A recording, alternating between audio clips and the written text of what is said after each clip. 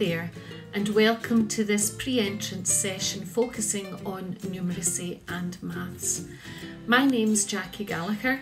I'm one of the acting principal teachers here at Churnside, and today I'd like to talk to you and show you a bit about how children develop their numerical learning and some of the strategies and resources that they might be using in class in primary 1 when they come to school. I would also like to give you some general advice about how you might best support your child to develop their number and maths at home.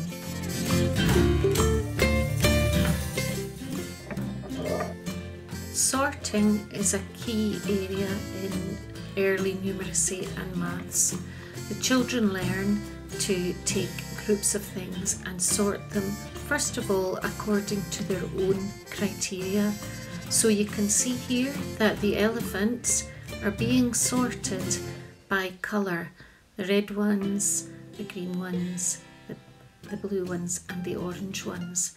And the children learn quite quickly to sort by colour, and they're learning their colour names at the same time. As the children are sorting, you're hoping that they're going to talk to you about what they're doing or talk to a learning partner.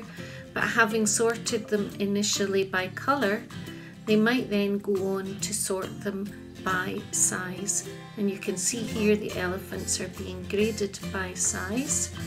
There are large ones, there are medium-sized ones, and there are small ones. And that allows us to introduce a whole lot of vocabulary about bigger than, smaller than, biggest, smallest. Getting an understanding of pattern is also crucial to understanding how numbers work. So there's lots of pattern building in here. The pattern is a cylinder, a sphere, a cylinder, a sphere, a cylinder, and a sphere. And then go on to develop more complex patterns. And as you can see, they're not only learning about pattern, but they're learning about their shapes as well. So cylinder, sphere, cube, cylinder, sphere, cube. And again, they're developing their understanding of colours as well, because there's a sequence of colours in the pattern as well as a sequence in the shapes.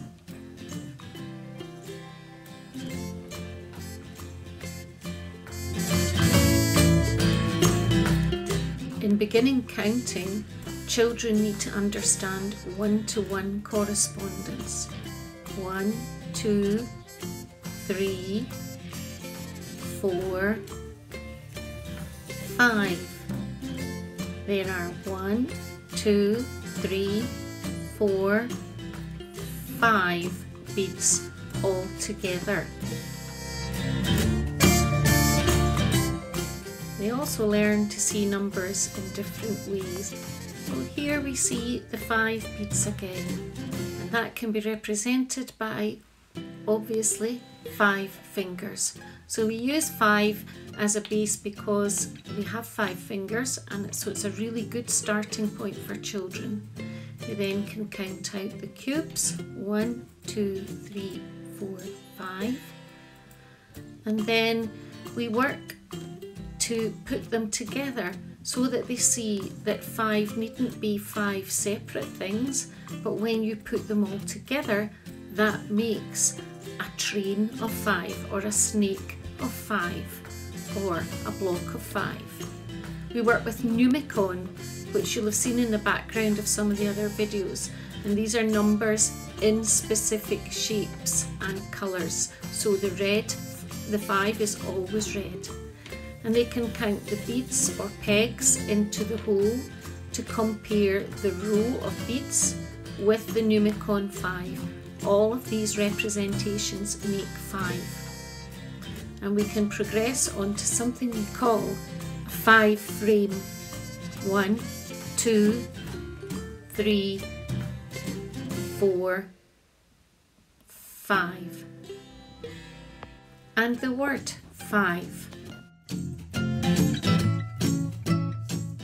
Children are then learning how to structure their numbers. So from the 5 we can break that up into 3 and 2 or 4 and 1. And we can show that on our fingers because counting on our fingers is really important. So we can have 3 fingers in one hand and 2 in the other, and that makes 5. Or we can have 4 fingers in one hand and 1 in the other, and that also makes 5.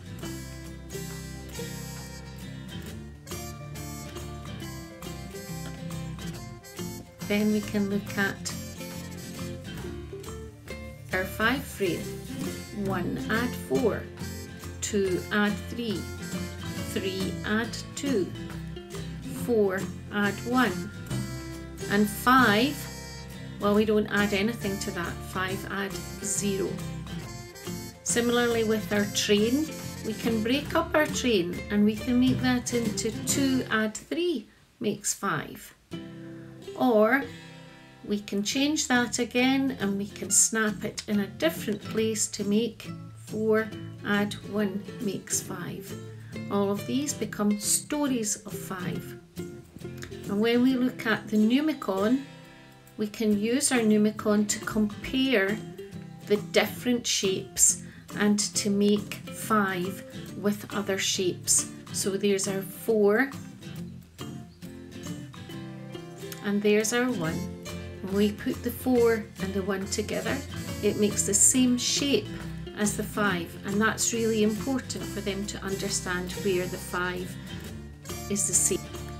We can continue there and we can take our 5 and we can make a 2 and, oops, little fingers are much better than mine for Numicon. So we have a 2 and a 3, and again you see it makes the same shape as the red 5 frame. So we've got 2 add 3, and we can fit our 5 on top of that to double check. So this is the 5 frame that you saw before, but if we put 2 5 frames together, it gives us something bigger, and then we build on to a 10 frame, and clearly we have 2 hands, 2 lots of 5 make a 10. And so children begin to see 10 as a key number in our number system, and that helps to support their calculations right through the school. They can then put counters on, but they can put counters of different colour. They'll use the 2-sided counters. So here they have made a sum that says 4 add 6. Here they have 5 add 5 makes 10, but by turning one counter over, you've got 6 add 4, 7 add 3, and these make the same shapes as the Numicon shapes that the children are familiar with. 9 add 1, and 10 add. Comparing amounts and using the balance, the pan balance, is really useful for seeing that if I put 3 cubes in there, all different colours, I can put 3 cubes in the other side, which are different from the 3 that went into the first side, but they both are equal. That notion of equality is really important because as you know, in sums we say something adds something equals, and that equality is really important. So there again we're using our 5 Numicon, and remembering that before we said 3 add 2 makes 5. So we're going to see if that's really correct. You'll have to excuse my pan balance, it was a wee bit sugary. But you can see indeed that 3 add 2 makes 5. And then we want to see if 4 add 1 really is the same as 3 add 2. And by trial and error and by just experimenting with the Numicon and the scales, children are building their understanding. We can use the Numicon shapes to look at doubles and halving as well. So we're beginning to introduce fractions, and all this comes in the early part. So we're looking at how 2 is 1 and 1, and here's your 4, and so there needs to be 2 equal parts, building up your understanding of what an even number is as opposed to an odd number. And so your 2 2's, half of 4 is 2. And so you can repeat that going up with your 6, and they get to see that it doesn't need to be halved right down the middle of the shape for it to be halved, because our 3 sits on in a different way. And so 3 add 3 makes 6, and they can see when they take it off that it forms the exact same size and shape as your 6, and they can take it apart. 3 and 3. Double 3 makes 6. Half of 6 is 3. And we can do the same right up to 10. So here we have our 4, add 4.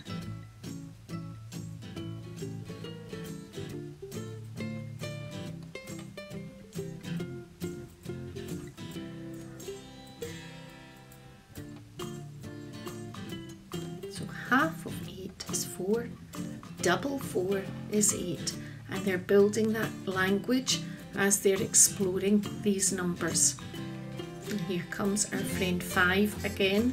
Again, that's an odd number, so it's going to have 1 extra on the end, and they begin to recognise odd numbers and even numbers. 5 add 5 makes 10.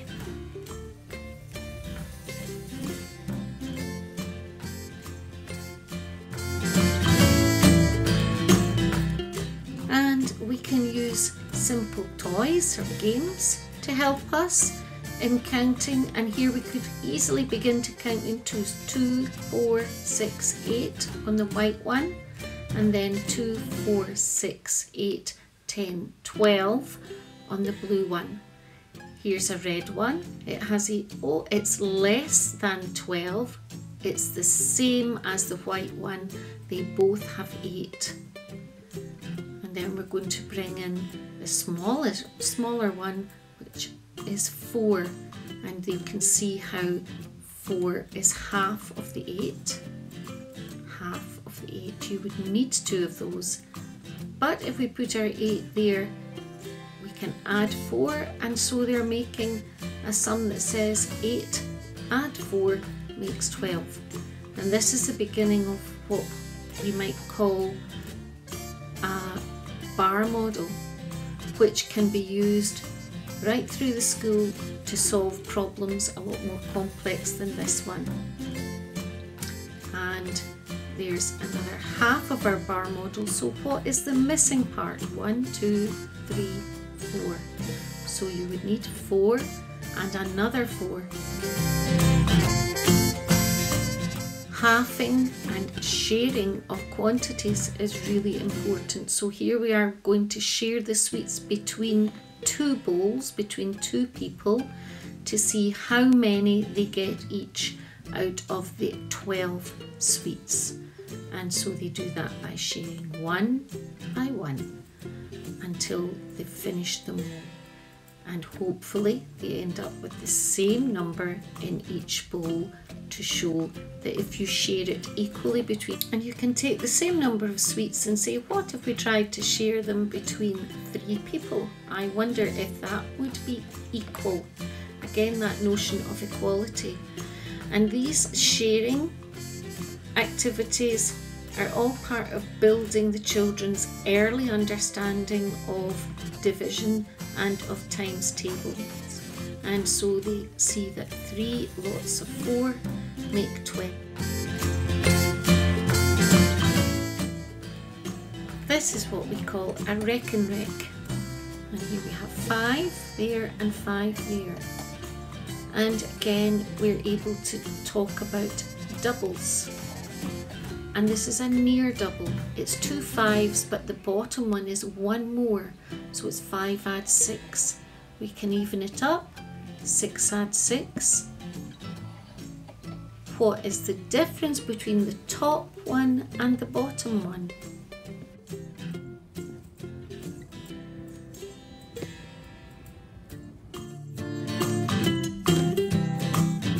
So that's just been a very short introduction to all things number and maths for your children who are entering primary 1 in August. How can you then help them at home? There are lots of things you can do, and most of the things involve play. So games like the ones we saw there, games and ladders, dominoes, playing cards and Connect 4, all of those kind of games help them to develop strategy, but also help them to recognise those numbers, the numbers on the dice, the numbers on the dominoes, the numbers on the cards. So it's really important. Get them counting. So if you're making tea, how many plates do we need? Can you count out 3 plates, 4 plates? How many forks will we need to match the number of plates that we've got? Recognising numbers in the environment is really important. So what house number do you live at? And is there a flat number there? What's the difference between the house number on the street and the flat number? Then you can talk about the buses. Does the 75 pass you? Do you get the number 8 bus to work? Is the number 90 bus one that you get? So all of those numbers that are round about us in the environment are really important for children to understand how much we use number. In the kitchen, looking at food labels, what do all these numbers mean on the food labels? Some of them are about weight, some of them are about calories, some of them are about the volume of liquid in something. And baking and cooking activities are really great. We need 1 more spoonful of that, 2 more spoonfuls of that. If you weigh things, then again, that's a really great way for the children to see, do we need more? Do we need less? Is that heavier? Is that lighter? So all of those activities of baking and cooking are really super to involve your children in the house. Playing games, that one-to-one correspondence that we spoke about right at the beginning. Keepy uppies. Can you count for each time the ball goes up and not too many? Bouncing a ball, 1, 2, 3, 4. Counting with each bounce. Jumping, can you give me 5 jumps? Can you give me 6 hops? All of those things are going to be really helpful in supporting your child to gain a really good basic understanding of number that's going to help them right through their primary education. Thank you for watching, and I look forward to seeing you soon.